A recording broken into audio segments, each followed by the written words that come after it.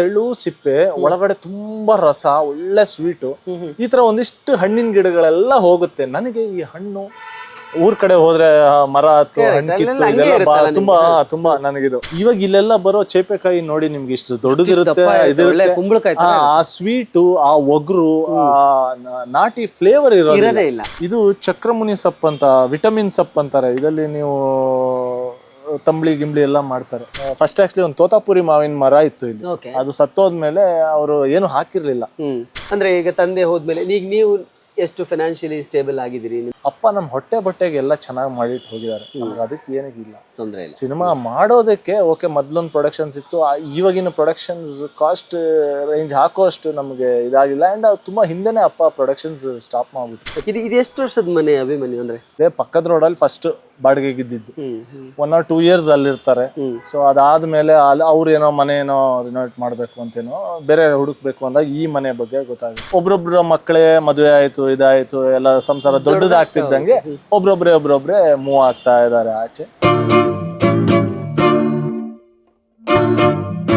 ಸ್ನೇಹಿತರೆ, ಈಗ ಕಾಶಿನಾಥ್ ಸರ್ ಮನೆ ಟೆರೇಸ್ ಗಾರ್ಡನಿಗೆ ಬಂದಿದ್ದೀವಿ. ಇದ್ರದ್ದೊಂದು ಇಂಟ್ರೆಸ್ಟಿಂಗ್ ಸ್ಟೋರಿ ಇದೆ. ಇದು ಮುಂಚೆ ಇರಲಿಲ್ಲ. 4 ವರ್ಷಗಳ ಹಿಂದೆ ಅಭಿಮನ್ಯು ಅವರು ಮಾಡಿದ್ದು. ಯಾಕೆ ಏನು ಅಂತ ಅವರೇ ಹೇಳ್ತಾರೆ. ನೀವೇ ಹೇಳಿ. ನಮ್ ದೊಡ್ಡಮ್ಮ ಚಿಕ್ಕ ಪುಟ 1-2-3 ಪಾಟ್ ಇಟ್ಟಿದ್ರು. ಅಲ್ಲಿ ಆ ನವಳಿ ಸರ ಇದನ್ನೆಲ್ಲ ಬೆಳೆದಿದ್ರು. ಮತ್ತೆ ಒಂದಿಷ್ಟು ಇದು ಏನು ತುಳಸಿ ಗಿಡಗಳು, ಈ ತರದ್ದೆಲ್ಲ ಇತ್ತು.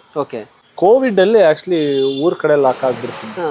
ಒಂದು 6 months ಅಲ್ಲೇನಾಯ್ತು, ನಮ್ಮ ಒಬ್ರು ಮಾವಂದ್ರ ತೋಟ ಅಡಕೆ ಎಲ್ಲ ಆ ಕಡೆ ನಿಮ್ಗೆ ಗೊತ್ತಲ್ಲ, ನುಸಿ ರೋಗ ಬಂದು ಪೂರ್ತಿ ಹಾಳಾಗೋಗಿದೆ. ಅವರು ಆ ತೋಟನ ಫುಲ್ ನೆಲಸಮ ಮಾಡ್ಬಿಟ್ಟು ಹೊಸದಾಗೆ ಪ್ಲಾಂಟ್ ಮಾಡ್ಬೇಕು ಅಂತ ಇದು.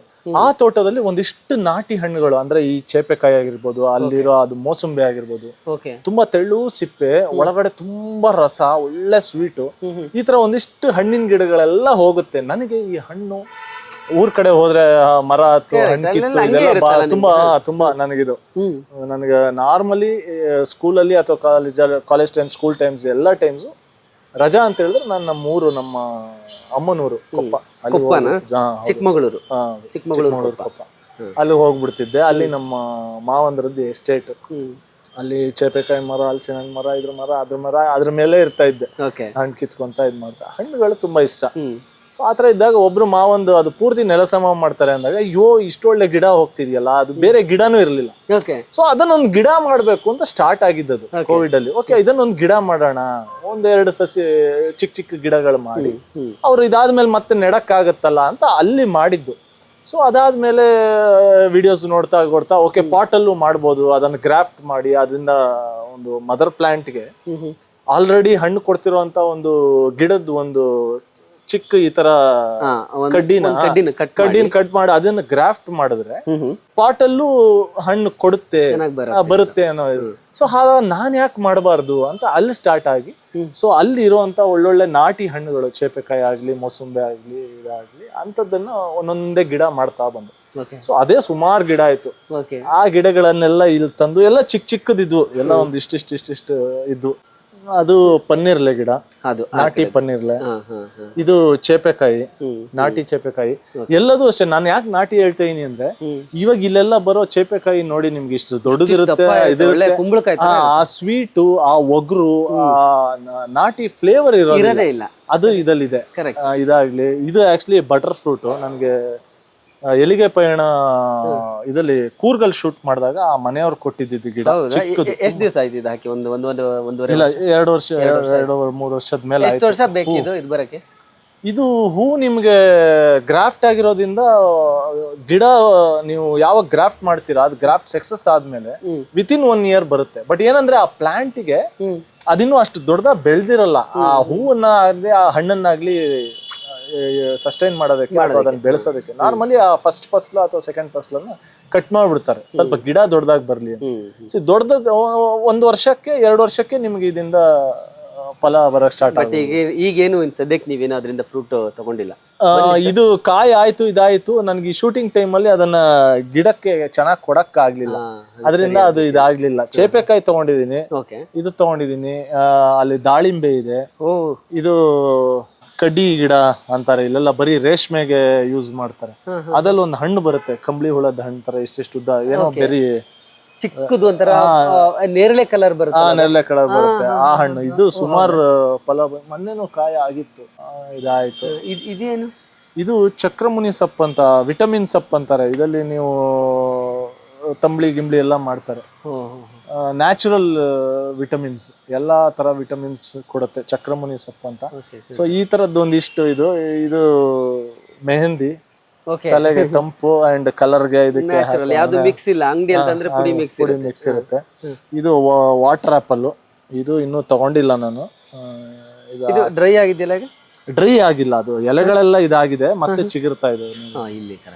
ಇದು ದಾಳಿಂಬೆ ಸುಮಾರು ಆಗಿದೆ ನೋಡಿ, ಈಗ ಹೂ ಬಿಟ್ಟಿದೆ, ಸುಮಾರು ಹೂ ಬಿಟ್ಟಿದೆ. ಇಷ್ಟು ಪಾಟ್ ಸಾಕಾಗತ್ತ ಅದಕ್ಕೆ? ಅದನ್ನೇ ಹೇಳಿದ್ದು, ಗ್ರಾಫ್ಟೆಡ್ ಗಿಡಕ್ಕೆ ಸಾಕಾಗತ್ತೆ.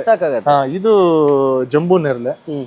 ಇದು ನಾನು ಒಬ್ರಿಗೆ ಬೇರೆ ನನ್ ಗಿಡ ಕೊಟ್ಬಿಟ್ಟು ಅವ್ರ ಹತ್ರ ಅದನ್ನ ಅವ್ರು ಕೊಟ್ಟಿದ್ದು ಅದು. ಇದು ಮತ್ತೆ ಈ ದಾಳಿಂಬೆ. ಅಲ್ಲಿ ಇದ್ದಿದ್ದು ಮೋಸಂಬೆ ಇದೆ, ಈ ಗಿಡನೇ. ಇದು ಮೋಸಂಬೆ. ತುಂಬಾ ಚೆನ್ನಾಗಿದೆ ಮೋಸಂಬೆ, ಇದು ತುಂಬಾ ಚೆನ್ನಾಗಿ ಬಂದಿದೆ. ಇದು ಮತ್ತೆ ಅಲ್ಲಿ ಪನ್ನೀರ್ಲೆ ರೋಸ್ ಅಂತಾರೆ. ಅಂದ್ರೆ ಪನ್ನೀರ್ ಏನ್ ಸ್ಮೆಲ್ ಇರುತ್ತೆ, ಆ ರೋಸ್ ಆ ಸ್ಮೆಲ್ ಬರುತ್ತೆ. ನಾಟಿ ಹೂ ಅದು. ಈ 3 ಗಿಡ ಅದೇ ಪನ್ನೀರ್ ರೋಸ್. ಆ ಗಿಡನು ಇದು ಒಂಥರ ಇಲ್ಲಿ ಪಾಟಲ್ಲಿ ಇಷ್ಟು ಚಿಕ್ಕದಾಗಿದೆ ಅನ್ನೋದು ಬಿಟ್ರೆ ಒಂಥರ ಈ ಬಳ್ಳಿ ತರ ಬೆಳೆಯುತ್ತೆ.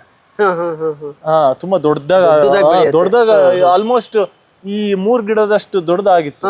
ಅಲ್ಲಿ ತೋಟನ ಕಟ್ ಮಾಡ್ತಾರೆ ಅಂದಾಗ ಈ ಗಿಡನು ಹೋಗುತ್ತೆ ಅಂತ ಆಯ್ತು. ಸೊ ಇದ್ ಕಡ್ಡಿಗಳನ್ನ ಇಟ್ಕೊಂಡು ಒಂದಿಷ್ಟು ಮಾಡಿ ಇವಾಗ ಅಲ್ಲೂ ನೆಟ್ಟಿದೀನಿ. ನಾನು ಒಂದಿಷ್ಟು ಪಾಟ್ಗೆ ಹಾಕಿ ತಗೊಂಡ್ಬಂದಿದೀನಿ.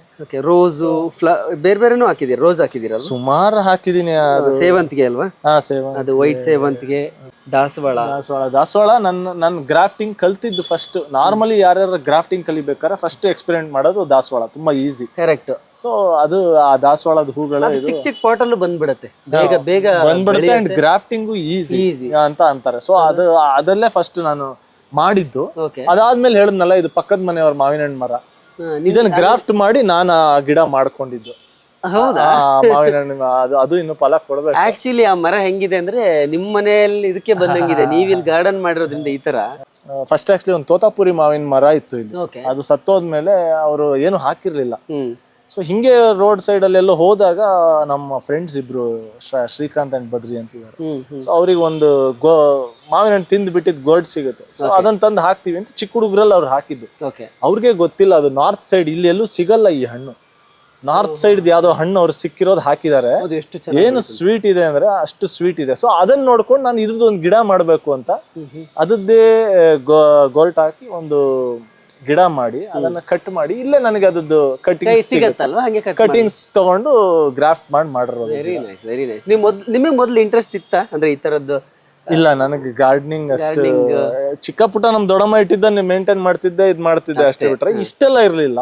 ಬಟ್ ಈಗ ಕೋವಿಡ್ ಆದ್ಮೇಲೆ ಅದೇ ಆ ಗಿಡಗಳನ್ನ ಮಾಡ್ಬೇಕು, ಆ ಹಣ್ಣು ಗಿಡ ಹೋಗುತ್ತಲ್ಲ ಅದನ್ನ ಉಳಿಸ್ಕೋಬೇಕು ಅಂದಾಗ ಸ್ಟಾರ್ಟ್ ಆಗಿದೆ. ತುಂಬಾ ಚೆನ್ನಾಗಿದೆ. ಇನ್ನೊಂದೇನಂದ್ರೆ ಇಲ್ಲಿ ಸುತ್ತಮುತ್ತ ಎಲ್ಲ ನಿಮ್ಗೆ ಜಾಗ ತಗೋಬೇಕಂದ್ರೂ ಆಗೋದಿಲ್ಲ. ಒಂದು ಫಾರ್ಮ್ ಹೌಸ್ ಇದು ಮಾಡ್ಬೇಕು, ಬೆಂಗಳೂರಲ್ಲಿ ಸಿಗಲ್ಲ ಅಲ್ವಾ? ಇಲ್ಲೇ ಸ್ವಲ್ಪ ದೊಡ್ಡ ಪಾಟ್ ಇಟ್ಕೊಂಡು ಮಾಡಿದೀನಿ. ಮುಂದೆ ಯಾವಾಗಾರ ಎಲ್ಲಾರ ತಗೊಂಡಾಗ ಇದನ್ನೆಲ್ಲ ನೆಲಕ್ಕೆ ಹಾಕ್ಬೇಕು.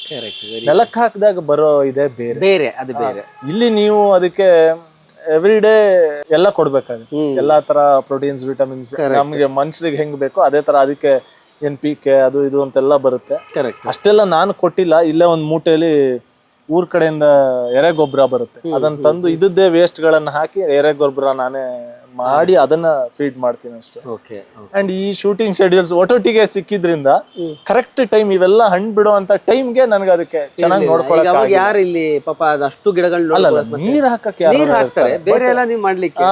ಯಾಕಂದ್ರೆ ಪಾಟ್ ಅಲ್ಲಿ ಇದ್ದಾಗ ಮಣ್ಣಿಂದ ಹಿಡಿದು ಅದನ್ನ ಇಷ್ಟಿಷ್ಟು ವರ್ಷಕ್ಕೆ ರೀಪಾಟ್ ಮಾಡ್ಬೇಕು, ಈ ತರ ಎಲ್ಲ ಇರುತ್ತೆ. ಇಲ್ಲದ್ರೆ ಹೂ ಬೀಳೋದು. ಈಗ ನೋಡಿ ಇದೊಂದು ಬಿದ್ದೋಗಿದೆ, ಅದೇ ಏನಕ್ಕಂದ್ರೆ ದಾಳಿಂಬೆದು. ಸುಮ್ನೆ ಒಂದು ಹಣ್ಣು ಬರುತ್ತೆ, ಈ ಹೂವಿಂದ ಒಂದು ಹಣ್ಣು ಆಗುತ್ತೆ. ಹೌದು, ಬಿದ್ದೋಗಿದ್ರಿಂದ ವೇಸ್ಟ್ ಇದು. ಸೊ ಈ ತರದ್ದೆಲ್ಲ ಆಗುತ್ತೆ. ಅದಕ್ಕೆ ಏನೇನೋ ಕಮ್ಮಿ ಇರುತ್ತೆ, ಅದೆಲ್ಲ ಬಿದ್ರೇನೆ ಅದು ಸಸ್ಟೈನ್ ಆಗೋದು, ಚೆನ್ನಾಗಿ ಹೂ ಆಗೋದು, ಹಣ್ಣು ಸೈಜ್ ಬರೋದು, ಈ ತರದ್ದೆಲ್ಲ ಇರುತ್ತೆ. ಅದಕ್ಕೆ ಅದದ್ದೇ ಆದ ಒಂದು ಅದೇ ನಿಮ್ಗೆ ನೆಲದಲ್ಲಾದ್ರೆ ಇಷ್ಟು ನೋಡ್ಕೋಬೇಕಾಗಿಲ್ಲ. ಆಗಿರಲ್ಲ. ಒಂದ್ ಲೆವೆಲ್ Atleast ಅದಕ್ಕೆ ಬೇಕಾಗಿರೋಂತ ಮಣ್ಣಲ್ಲಿ ಒಂದು ಅದೇ ತತ್ವ ಕ್ರಿಯೇಟ್ ಇರುತ್ತೆ ಮಾಡ್ಕೊಳ್ಳುತ್ತೆ. naturally. ಹೌದು, ಕ್ರಿಯೇಟ್ ಮಾಡ್ಕೊಳುತ್ತದೆ. ಕರೆಕ್ಟ್. ಮತ್ತೆ ಇನ್ನೊಂದಿಷ್ಟು ಅದು ಫ್ಲವರಿಂಗ್ ಟೈಮ್ ಅಲ್ಲಿ ಆಗಿರ್ಬೋದು, ಇದಾಗಿರ್ಬೋದು, ಕೊಡ್ಬೇಕಾಗ್ಬೋದು ಇದರಲ್ಲಿ. ಓಕೆ, ಬಟ್ ಏನೋ ಒಂದು ನಿಮ್ ಖುಷಿ, ಅದ್ರಲ್ಲೂ ಒಂದು ಖುಷಿ ಸಿಗುತ್ತೆ ಆಕ್ಚುಲ್ ಆಗಿ. ಅದೇ ಆ ಟೈಮಲ್ಲಿ ಕೋವಿಡ್ ಟೈಮಲ್ಲಿ ಏನ್ ಮಾಡೋದು ಏನೂ ಇರ್ಲಿಲ್ಲ ಅಲ್ಲ. ಇದು ಉಳ್ಸೋಣ ಅಂತ ಮಾಡಕ್ ಸ್ಟಾರ್ಟ್ ಮಾಡಿದ್ದು. ಅದು ಒಂಥರ ನನಗೆ ಒನ್ ಆಫ್ ದಿ ಆಕ್ಚುಲಿ ಖುಷಿ ನನ್ಗೆ ಅನ್ಸುತ್ತೆ. ಅದು ಆಕ್ಚುಲಿ ನಿಮ್ ನೇಚರ್ ಅದು ಆಕ್ಚುಲಿ ನೀವು ಎಲ್ಲೇ ಮಾಡಿ ಅದು ನೇಚರ್ ಕನೆಕ್ಟ್ ಆಗೋದಿದೆಯಲ್ಲ. ನಮ್ಗೆ ಯಾವಾಗ್ಲೂ ಒಂದು ತುಂಬಾ ಬೇಜಾರಾದಾಗ ಇದೊಂದು ಸಣ್ಣ ಸಣ್ಣ ಈ ತರದ ವಿಚಾರ ಒಂಥರ ಹವ್ಯಾಸ ತರ ತುಂಬಾ ಖುಷಿ ಕೊಡುತ್ತೆ. ಗೊತ್ತಿಲ್ಲದೆ ಒಂದು ಖುಷಿ ಸಿಗುತ್ತೆ. ಕೊನೆಯಲ್ಲಿ ನನಗೊಂದು 2-3 ಕೇಳ್ಬೇಕನ್ನಿಸ್ತು. ಇವತ್ತು ಸಿನಿಮಾ ಇಂಡಸ್ಟ್ರಿಯಲ್ಲಿ ಇರ್ಬೇಕಂದ್ರೆ ಸ್ವಲ್ಪ ಫೈನಾನ್ಷಿಯಲಿ ಸ್ಟೇಬಲ್ ಆಗಿರೋದು ಕೂಡ ಬಹಳ ಇಂಪಾರ್ಟೆಂಟ್ ಅಂತ ಅನ್ಸುತ್ತೆ. ಅಂದ್ರೆ ಈಗ ತಂದೆ ಹೋದ್ಮೇಲೆ ಈಗ ನೀವು ಎಷ್ಟು ಫೈನಾನ್ಷಿಯಲಿ ಸ್ಟೇಬಲ್ ಆಗಿದ್ದೀರಿ, ನಿಮ್ಮನ್ನ ನೀವು ಇದು ಮಾಡ್ಕೊಳ್ಳೋ ಥರ ಅನ್ನೋಂಥದ್ದು. ಫೈನಾನ್ಷಿಯಲಿ ಸ್ಟೇಬಲ್ ಆಗೋದಕ್ಕೆ ಬೇರೆ ಗಿಸ್ನೆಸ್ ಅಂತ ನಾನು ಐ ಆಮ್ ಇಂಟು ಸಿನಿಮಾ ಅಷ್ಟೇ. ಸಿನಿಮಾ ಬಿಟ್ಟು ಬೇರೆ ಏನು ಅಲ್ಲ, ಯಾಕೆ ಕೇಳಿದೆ ಅಂದ್ರೆ ಸಿನಿಮಾ ಅನ್ನೋದು ಹಾಗೇನೆ ತುಂಬಾ ಅನ್ಸರ್ಟೈನ್.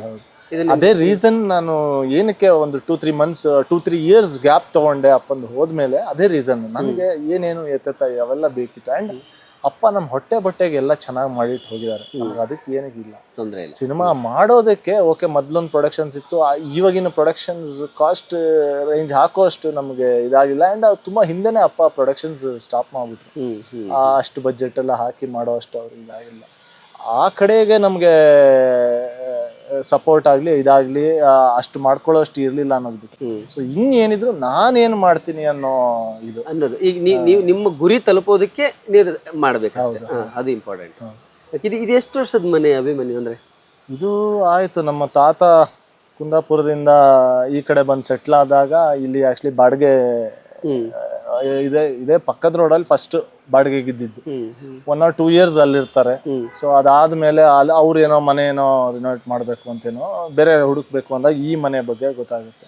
ಸೊ ಇಲ್ಲಿಗೆ ಬಾಡಿಗೆಗೆ ಬರ್ತಾರೆ. ಕೊನೆಗೆ ಓನರ್ ಅವ್ರು ಇಲ್ಲಿಂದ ಮೂವ್ ಆಗ್ಬೇಕು ಅಂದಾಗ ನಮ್ಮ ತಾತ ಪರ್ಚೇಸ್ ಮಾಡ್ತಾರೆ 60 years ಬ್ಯಾಕ್. ಆಯ್ತು ಸರ್, 60 ವರ್ಷದ ಹಿಂದಿನ 55 ವರ್ಷ 60 ವರ್ಷದ ಹಳೆ ಮನೆ. ತಾತ ಕಟ್ಟಿದ ಮನೆ ಇದು. ತಾತ ಕಟ್ಟಿದ್ದು. ಇಡೀ ಫ್ಯಾಮಿಲಿ ಇಲ್ಲಿದ್ದೀರಿ? ಹೌದು. ತಂದೆ ತಮ್ಮ ಅಣ್ಣ ಎಲ್ರು ಒಟ್ಟಿಗೆ ಇದ್ದಿದ್ದು ಜಾಯಿಂಟ್ ಫ್ಯಾಮಿಲಿ. ಈಗ ಒಬ್ರೊಬ್ರ ಮಕ್ಕಳೇ ಮದುವೆ ಆಯ್ತು, ಇದಾಯ್ತು, ಎಲ್ಲ ಸಂಸಾರ ದೊಡ್ಡದಾಗ್ತಿದ್ದಂಗೆ ಒಬ್ರೊಬ್ರೆ ಮೂವ್ ಆಗ್ತಾ ಇದಾರೆ ಆಚೆ. ಇನ್ನೊಂದು 4-5 ವರ್ಷ ಇರ್ಬೋದು. ಅದಾದ್ಮೇಲೆ ಎಲ್ಲರೂ ಆಲ್ಮೋಸ್ಟ್ ಮೂವ್ ಆಗಿರ್ತಾರೆ. ಅಂಡ್ ಮನೇನು ತುಂಬಾ ಹಳೇದಾಗ್ತಾ ಬಂತು. ಹೊಸದಾಗಿ ಏನಾರ ಮಾಡ್ಬೇಕು. ಓಕೆ, ಅಪ್ಪಾಜಿನೇ ಫಸ್ಟ್ ನಿಮ್ಮ ಫ್ಯಾಮಿಲಿಯಲ್ಲಿ ಸಿನಿಮಾಗೆ ಬಂದಿದ್ದು. ತಾತ ಏನ್ ಮಾಡ್ತಿದ್ರು ಅಂದ್ರೆ? ತಾತ ಊರ್ ಕಡೆ ಎಲ್ಲ ಇದ್ದಾಗ ಅವ್ರು ಹೋಟೆಲ್ ಮಾಡಿದ್ದಾರೆ, ಹಿಟ್ಟಿನ ಅಂಗಡಿ ಮಾಡಿದ್ದಾರೆ, ಗಿರಣಿ ಮಿಷಿನ್ ಗೊತ್ತಾಯ್ತು ಅದ್ರ ಅಂಗಡಿ ಮಾಡಿದ್ದಾರೆ, ಇದೆಲ್ಲ ಮಾಡಿದ್ದಾರೆ. ಫುಡ್ ಇದಲ್ಲಿದ್ದವರು. ಇಲ್ಲಿಗೆ ಬಂದು ಸೆಟ್ಲ್ ಆದಾಗ ಫಸ್ಟ್ ಟೈಮ್ ಅವ್ರ ಗಾಯತ್ರಿ ಸ್ಟೋರ್ಸ್ ಅಂತ, ಅದು ಲಾಸ್ಟ್ ಒಂದು 3-4 years ಬ್ಯಾಕ್ ಮುಚ್ಚಿದ್ರು. ಅಲ್ಲಿ ಅದು ಫೇಮಸ್ ಇತ್ತಲ್ವಾ? ಹೌದೌದು, ಇದಿತ್ತು. ಇಲ್ಲೇ ಜಯನಗರ್ 4th block ಸರ್ಕಲ್ ಅಲ್ಲಿ ತಾತ ಅವ್ರು ಮಾಡಿದ್ದು. ಮಾಡಿದ್ದು ಅಂದ್ರೆ ಬಾಡಿಗೆಗೆ ನಾವು ಅಲ್ಲಿ ಬ್ರ್ಯಾಂಡ್ ಮಾಡಿದ್ದು ಗಾಯತ್ರಿ ಸ್ಟೋರ್ಸ್. ನಮ್ಮ ತಾತ ಮತ್ತೆ ನಮ್ಮ ದೊಡ್ಡಪ್ಪ ಅವರು ಸೇರಿ ಆವಾಗ ಮಾಡಿದ್ದು. ಅದು ಲಾಸ್ಟ್ ಒಂದು 3-4 years ಬ್ಯಾಕ್ ಅವ್ರು ರಿನೋವೇಟ್ ಮಾಡ್ಬೇಕು ಅಂತ ಅಲ್ಲಿಂದ ಶಿಫ್ಟ್ ಆಗಿ ಇವಾಗ ನಮ್ಮ ಮನೆ ಕೆಳಗೆ ಇಲ್ಲೇ ಒಂದು ಚಿಕ್ಕದಾಗಿ ಮಾಡ್ಕೊಂಡಿದ್ದಾರೆ ಅಂಗಡಿ. ಅದನ್ನ ಯಾರು ನೋಡ್ಕೊಳ್ತಾರೆ? ನಮ್ಮ ಚಿಕ್ಕಪ್ಪಂದ್ರು. ಬಟ್ ಆವಾಗ ಗಾಯತ್ರಿ ಸ್ಟೋರ್ಸ್ ಅಂದ್ರೆ ಜಯನಗರ್ 4th block ದೊಡ್ಡ. ನಾನು ಅದಕ್ಕೆ ನನಗೂ ನೋಡಿ ಇದಾಗಿತ್ತು ಆಕ್ಚುಲಿ. ಅದು ಆಯ್ತು 55 years ಆಯ್ತು ಅಲ್ಲಿ ಬಿಟ್ಟು. ಈಗ ಒಂದು 3-4 years ಬಿಟ್ಟು ಅಪ್ಪಾಜಿನೇ ಫಸ್ಟ್ ಸಿನಿಮಾಗೆ ಬಂದಿದ್ದು. ಹೌದು, ಸಿನಿಮಾ ಅಂತ ಬಂದಿದ್ದು ಫ್ಯಾಮಿಲಿಲಿ. ಸೆಕೆಂಡ್ ಜನರೇಷನ್ ನೀವು ಕಂಟಿನ್ಯೂ ಮಾಡ್ತಿದ್ದೀರಿ. ಸೊ ಈಗ ಸೆಕೆಂಡ್ ಇನ್ನಿಂಗ್ಸ್ ನಿಮ್ದು ಶುರುವಾಗಿದೆ.